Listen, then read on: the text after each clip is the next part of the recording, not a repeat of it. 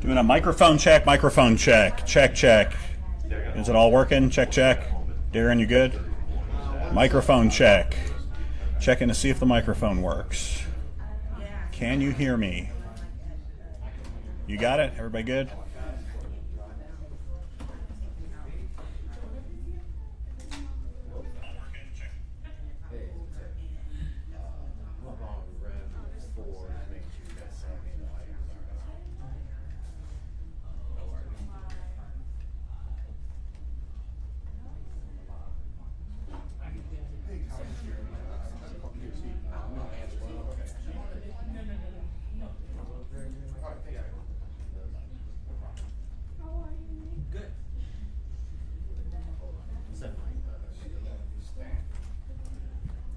Mic check, mic check.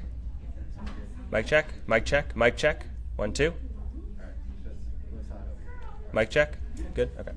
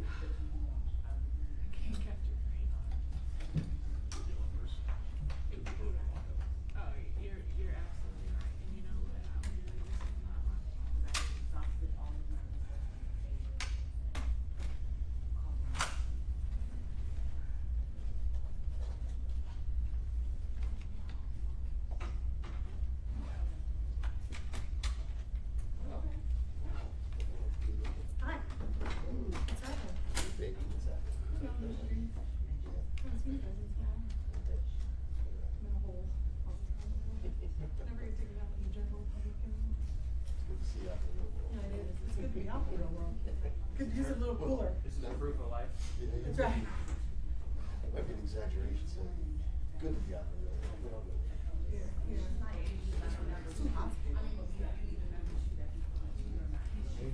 You're lucky, right? And then that dark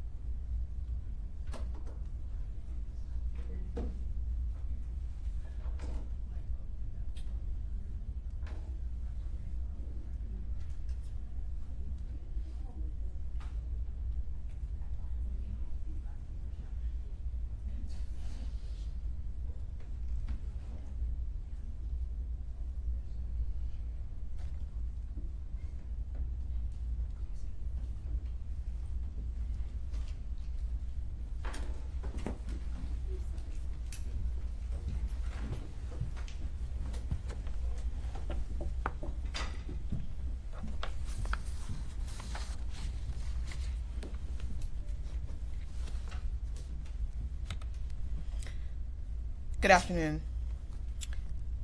Last Saturday, tragically, 2 officers from the Orlando Police Department were shot and injured.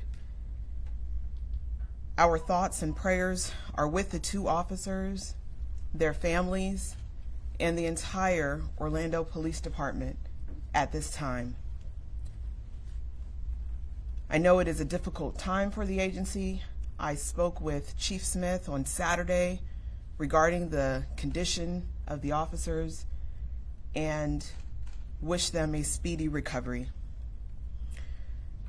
It is not lost upon me the difficulty of the job that law enforcement engages in every day when they go out to protect and serve our communities. It is a dangerous job and one that we do not take lightly. The individual in this case, Daton Viel, is known to our office. He was serving a probation sentence for trespass from a few years ago. However, he has a criminal history that goes beyond the state of Florida and Orange County.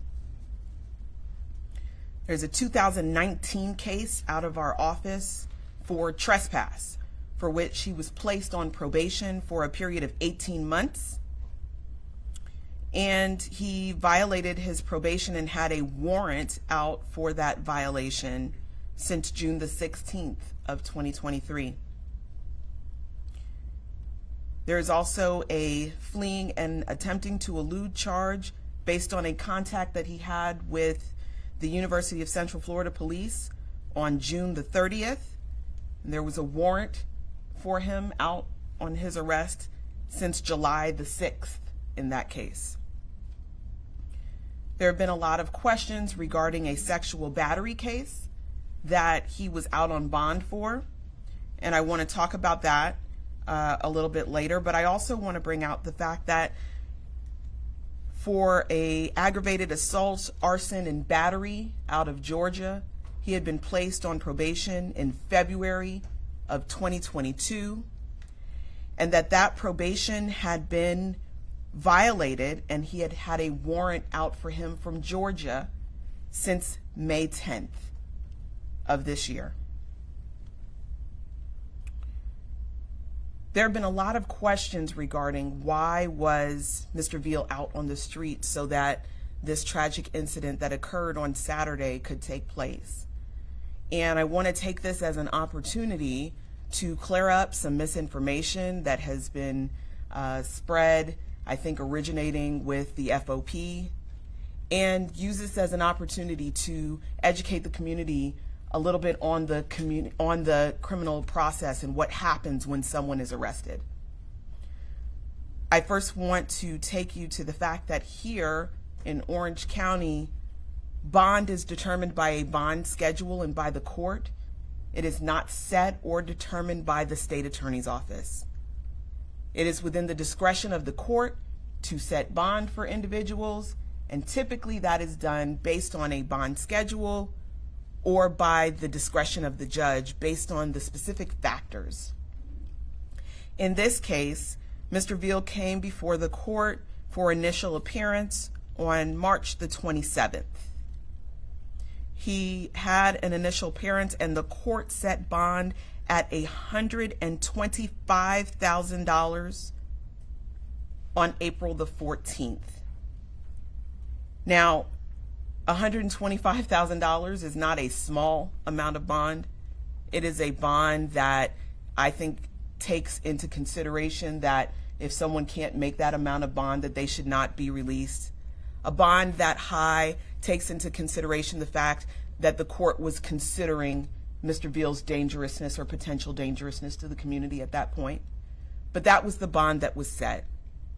Again, I want to be clear because there's been a lot of misinformation circulating regarding the state attorney's role in setting bond.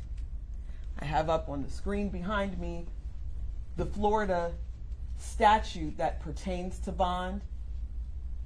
If you could go back. It's found in statute 907.047, and this is the pretrial detention and release statute. And that explains that bond is preferred to be set non-monetary. That is based on the Florida statute, not a law that I created, and that when someone poses a risk of danger to the community, that monetary conditions may be imposed that reflect that individual's potential dangerousness to the community. And again, I believe that's why the court in this case chose to set such a high bond amount, that is an unusually high bond amount of $125,000, which Mr. Viel ultimately made several weeks later. Now, I've said many times before, it's really important to understand that when incidents like this happen, community wants answers. And it is natural to want to find out who's at fault for why this incident took place. But it is important to understand that the only individual who can be blamed for incidents like these is the individual who took those actions. The perpetrator of these horrific events, that's the person who's to blame. And as a community, we need to understand the process, what goes into the criminal legal process. The question is asked again and again, why was this individual out on the streets? In this and many other cases. And it's important to understand that there is a criminal process that predates this state attorney that regulates how the criminal legal system deals with individuals who are accused of committing offenses. That individuals have a constitutional right to be considered innocent until proven guilty, that is a process that takes place from arrest through pretrial, through an actual trial or resolution of the case, and that process is several months, sometimes even years long, and that is a function of our imperfect criminal legal system, but doesn't weigh on the shoulders of any particular agency. So at this time, I'll open the floor for any questions, but I want to end by saying today is a sad day for our community. We have witnessed yet another tragic incident of gun violence, and our thoughts and prayers remain with the 2 Orlando Police Department officers who made a sacrifice. They made a sacrifice for this community, and we honor them. And we continue to pray for them and their families and for the Orlando Police Department in this difficult time. Ms. Worrell, the prosecutors during that first appearance could have argued that this girl was 14, that he was a danger, and asked the judge for no bond, or say he's on probation, he shouldn't be out. Isn't that part of the role of the prosecutor's office to make some of those arguments to the judge? So again, whether or not someone gets released on bond is in the discretion of the court, and bond is a right. It is not something that the state gets to decide or not decide. Bond is a constitutional right that every individual receives based on the Constitution. But you can argue it, that you would like a no bond. We can certainly make arguments. Ultimately, it is the decision of the court, and in this case, the court determined that $125,000 bond was appropriate. I am trying to get answers from the Florida Department of Corrections, but in the absence of those answers right now, you had mentioned that Mr. Viel was on probation out of Georgia as of February 2022, which predated the sexual battery arrest.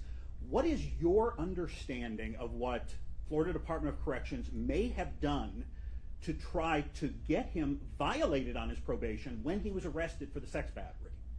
So again, I don't want to engage in finger pointing and blame. All of our agencies are doing the very best that they can to handle a lot of cases with very limited resources. So I don't want to look back and say what they could have done differently. I think that's a question that is best suited for them. All I can explain to you are the facts, and that is that he did have a warrant that would have resulted in his extradition. But understand that he had 3 warrants, and we just could not get him. We could not apprehend him. And ultimately, when officers did come in contact with him, we see the tragic events that ensued thereafter. Those warrants were after the sex battery and after he fled. What is your understanding? Which one? You mentioned there were 3 warrants. Yes. So the warrant from Georgia was issued in May. The sexual battery was alleged to have happened in March, and the violation of probation warrant was June 16th, and the fleeing and attempting to elude was signed on July 6th out of an incident that took place on June the 30th. Just to make sure I'm understanding, when you say the Georgia was May, I think you said May 10th, 2023, Yes, which was after the sex battery. that's correct. And I guess my question, and I understand why you can't answer it because it's not your agency, but we're just still trying to understand, did FDOC do anything to try to get him violated in Georgia at the time of the sex battery arrest? Well, he was violated in Georgia, and that's what that Georgia warrant was for. Yeah, he was violated in Georgia, and my understanding is that Georgia would have extradited had he been taken into custody. But what's important to understand here is that until Saturday morning, he was never taken into custody. So all of these warrants would have been served upon him had he been taken into custody at that time, but he was not. And forgive me for, I know it's not your, but I just want to make sure we understand this correctly. He was arrested for the sex battery in March 2023. Correct. He bonded out in April 2023. Correct. But he was not violated for the Georgia offenses until May. And Correct. so it's a reasonable question for us to have of that 2 months and what may have happened. Yes. Was he wearing an ankle monitor? That's my understanding, was that he was on ankle monitor upon his release, and that ankle monitor was cut off, is what I'm being told. Is there any talks on continuing with that program? Is that with efficiency with that program? Is that common? That's outside my wheelhouse, really. For the probation violation that was on the books when he was arrested for the sex battery, how does your prosecutor get notified that might be something to bring up for the judge? Is that the arresting agency? Is that the system? So it's important to understand that for the probation that he was on here in the state of Florida, that sex battery predated his probation here in the state of Florida. So we were not able to violate him on that because the actual offense that would have violated him happened before he was placed on probation here in Florida. But that was argued after, according to the court documents, that was argued after that first appearance, not during the first appearance. Did your office already know that? Is that why they didn't fight harder for that violation of probation or to keep him? I can't speak to when we knew, but I can tell you that the notes that I've reviewed in preparation for this conference today show me that the event that would have violated him took place prior to him being placed on probation. Therefore, we could not violate him on an event that took place prior to him being placed on probation. This morning, the police chief spoke with us and said that he was pretty bothered by the fact that he was able to get out on bond with a lengthy criminal history. Do you have any response to, the chief saying that he's a little disappointed that he was able to get out on bond?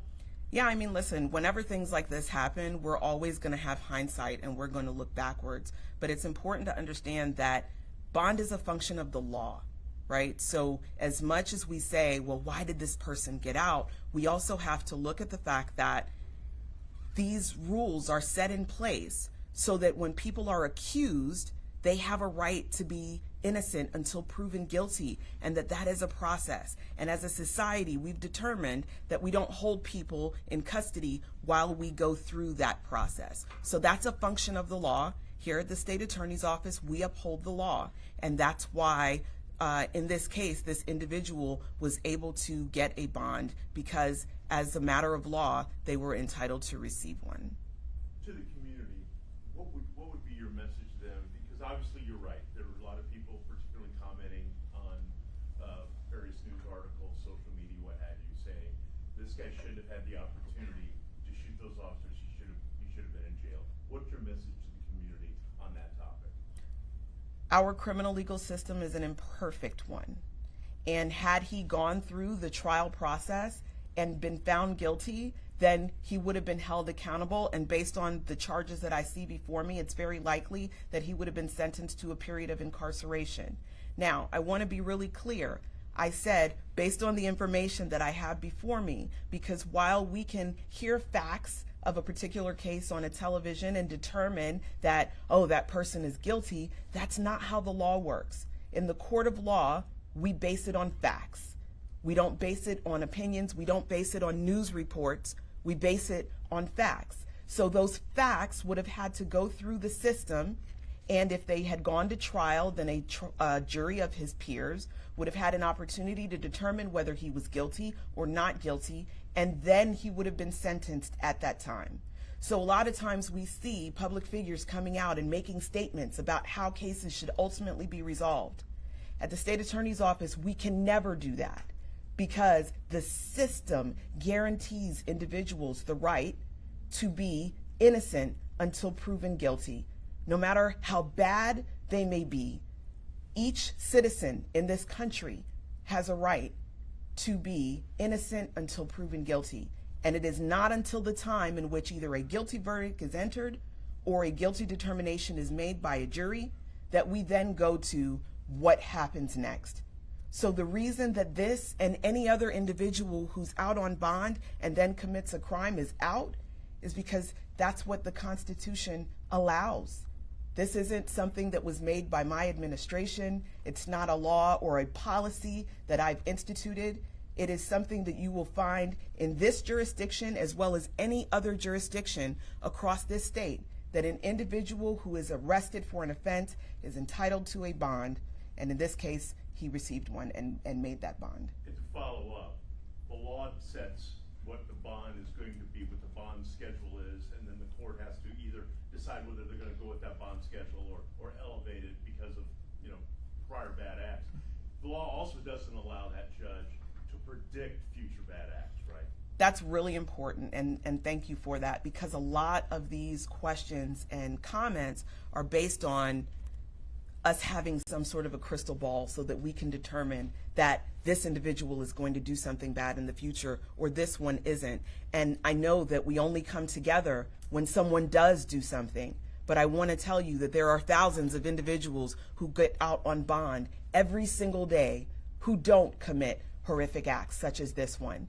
And those are the individuals who are, benefiting from what the Constitution says, that you are innocent until you're proven guilty. And sure, when individuals like this one go out and do what he did, we say, well, we don't want that. We want to keep people in. But this is one out of thousands of cases. We processed 55,000 cases in this office last year alone. This is one of them, and this is terrible. But like I said earlier, it's not about who's to blame. It's not about who dropped the ball. Our system is imperfect, and sometimes things like this will happen. And to our victims, it doesn't matter because we all have a right to feel safe. And all of us collectively do everything we can to ensure that that will be the case. But as I've said many times before, the state attorney's office in particular cannot stop crime from happening. We can only respond once it has happened.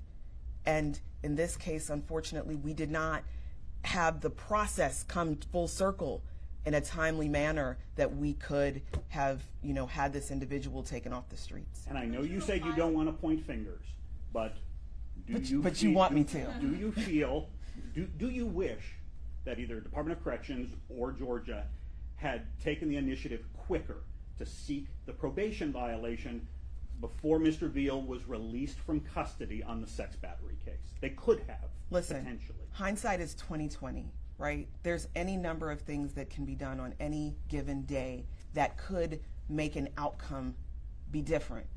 In this case, those things weren't done, and here we are today.